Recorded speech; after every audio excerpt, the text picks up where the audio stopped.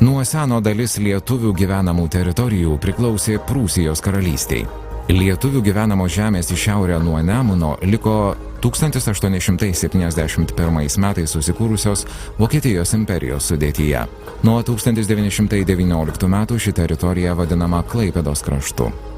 Į jo sudėtį įėjo Klaipėdos miestas ir apskritis, didesnė Šilutės apskrities dalis ir į šiaurę nuo Nemuno išsidėsčiusių Ragainės ir Tilžės apskričių teritorijos. Pasibaigus Pirmajam pasauliniam karui 1919 metais pasirašyta Versalio taikos sutartis. Šia sutartimi Klaipėdos kraštas buvo atskirtas nuo Vokietijos ir laikinai perduotas administruoti didžiosioms valstybėms. Iki 1920 metų kraštą administravo Vokietijos paskirtas komisaras. Vėliau jį administruoti laikinai buvo pavesta Prancūzijos vyriausybei.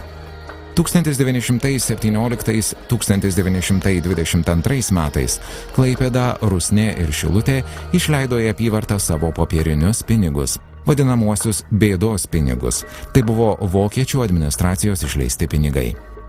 Pirmąją Klaipėdos miesto popierinių pinigų laidą išleido Klaipėdos miesto magistratas. Pusės markės vertės nominalo serijos numeris įspaustas rankiniu numeratoriumi.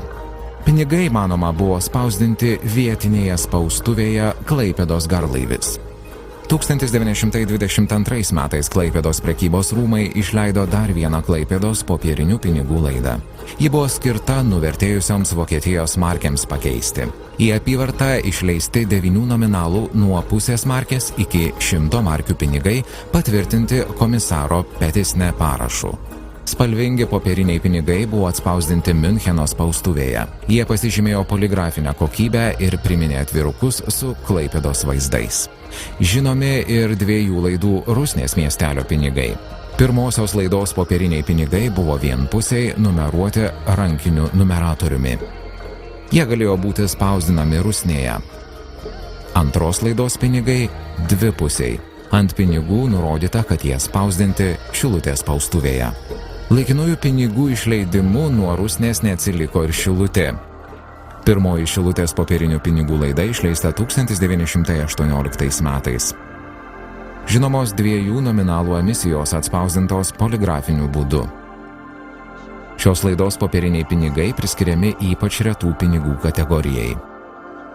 Už poros metų pasirodo antrosios laidos taip pat 2 nominalų pinigai.